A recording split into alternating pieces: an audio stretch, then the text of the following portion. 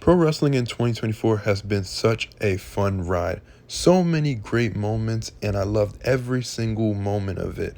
And it's just going to get better and better, which is the theme of this video, as I'm going to be doing my predictions for what's going to happen in 2025 for the world of pro wrestling. Cue the intro.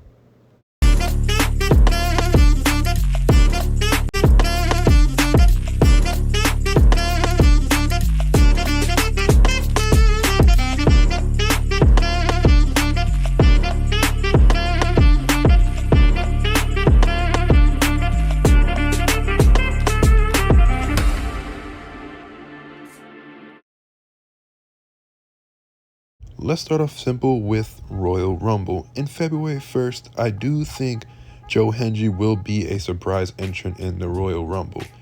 It's obvious that it's going to happen. It's going to have a huge pop. The man is too over for him to not be a part of one of the biggest matches and biggest pay-per-views in pro wrestling. I'm not saying that he will be signed to the WWE. I just think he will do this one-off appearance like he did in NXT. And also, I do think this will be the night that Roxanne Perez makes her main roster debut. I do think it's finally time for her to get called up. The woman has done great stuff in NXT and has done everything that she can. It's time for her to get called up because I do think it's going to be a good time. And it makes sense. I mean, she doesn't need to be a part of that division anymore. That NXT women's division is getting stronger and stronger. So it'll be great to see her finally on the main roster. I'll be super excited to see that, but it's definitely gonna happen in 2025. I also believe that Raw's first Netflix show is gonna do the biggest numbers that Netflix ever done as a live stream, even bigger numbers than Tyson and Jake Paul. You might think I'm crazy, but I do think it's gonna happen because they're gonna load that show up with like cmpunk, codyrhodes, possibly The Rock, Roman Reigns, Randy Orton. We might even see Tiffany Stratton cashing her Money in the Bank against Nia, make that a big moment. We'll probably see the ending of Liv Morgan versus Rhea Ripley because let's be honest, it's time to end it. Have Rhea win the title because let's be real, Liv's not going to do anything interesting with the world title. So I definitely do think Raw's going to have a big impact on Netflix, their first ever show. Speaking of impact, I do think Tony Khan will finally put on his big boy pants, mature better, hop offline, and finally have AEW's bounce back year. I definitely do think it's going to happen because 2024 was their worst year ever in the 5 years of this company being together. Because let's be real, Tony Khan and his quote-unquote creative team have not been doing a good job telling good stories like they've done before. You can tell with the low attendance and all the ratings that goes out, everything is at an all-time low. And it's just Tony Khan just not being a good boss, and that's just how it is. And I say this as an AEW fan. I just want this company to grow. Stop trying to beat WWE. That's not what you be. Be like what you were doing in the beginning and being the alternative. Stop trying to be better than WWE. Be yourself because that's what brought you to the dance. So they just need to get back on track. Maybe have a big thing, especially with AEW finally moving on to Max. Maybe you could have this big thing to go on to pique interest like this invasion angle. Maybe we find out that Shane McMahon was actually the leader of the Death Riders and Jon Moxley's group to take over AEW. And then with that being said, it would force Tony Khan to go down to Collision and have his own roster kind of do like a soft brand split and have a like Collision versus Dynamite situation, which would have Tony Khan have to book Collision even better so that the ratings will get higher because you'll have a certain amount of wrestlers be on that show exclusively, and then we can build towards there. I think it'd be a great idea to do that, try to pique some interest into this company again because this roster is way too good in order to be at this low of rates when it comes to the show's attendance and numbers that they put on from a week-to-week basis. Also in 2025, Zilla Fatu will be joining the WWE. If you guys never heard about Zilla Fatu, you definitely should check him out because he definitely is an upcoming rising star, especially in the Samoan dynasty.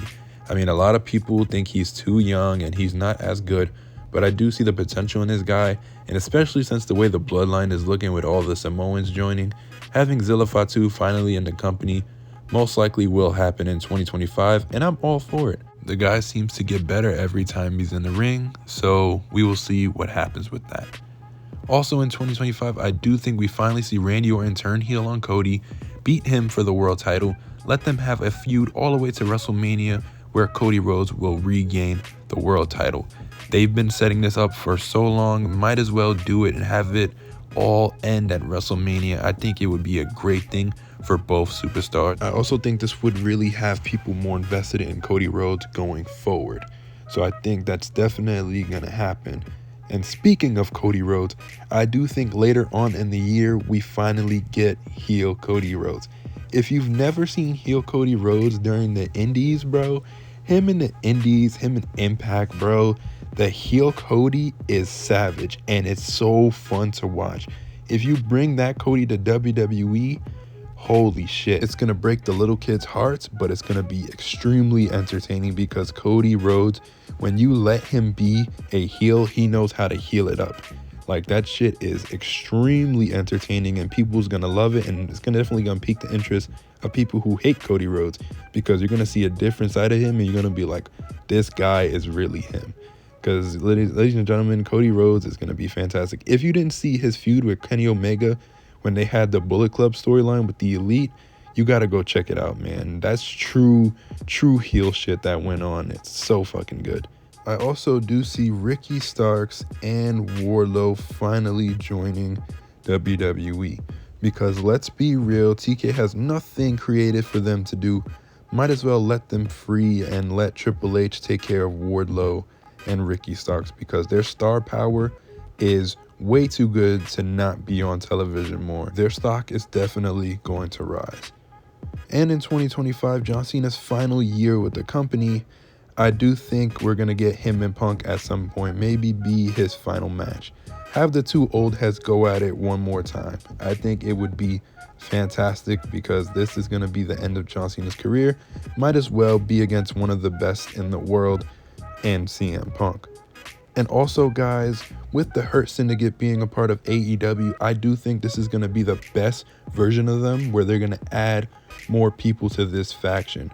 Maybe people like Swerve Strickland, maybe Mercedes, add her into it, Athena, The Acclaim, Private Party, and even Ricochet. I think they're going to build an extremely big Hurt Syndicate, and I'm excited for that. And speaking of Mercedes, you guys know I'm a huge Mercedes guy. If you don't like her, I totally understand. But it pains me to say that I hate the way Tony Khan has been booking her. I feel like creative has not done her anything to make fans care about her and her character. I do think that they're going to fix her character up because she does sound a little bit too WWE-ish to let her feel and talk more freely, even though she's not as good on the mic. Let her talk more freely. We could get some really good shit going, and I think one of the biggest things we can do to make her championship reign even better and build her up as a character, make her have an interesting storyline to make people really care about this, even if they don't like her. Make her have an interesting storyline built up with Athena. I think those girls are going to tear it up. If you have a proper story and make it a long-term story going into probably All In next year, I think it would be fantastic. Build a long-term story between them two, have them go all the way up to All In, have their match, and then afterwards build a relationship and then join the Hurt Syndicate or something like that. Because I do think both women will put on an amazing show and even main event an AEW pay-per-view. And finally, guys, to end 2025, I do think Will Ospreay will be winning the AEW World Heavyweight Championship. It only makes sense. He's the best wrestler in the world, and at some point, you're going to have to give him the title. It's been long enough, and by the end of 2025, I think will be the time that he will win the big gold. It's going to be amazing to see because Will Ospreay is just him. And that's currently what I think is going to happen in 2025. There's obviously going to be more. I have other ideas on what I think is going to happen, but this is what I think so far. If you guys want to see more, make sure you like, subscribe, and hit that notification button. Once again, this has been NezReacts, and I'll see you in my next video. Love you guys. I'm so mature, tell me there's a man I just want you.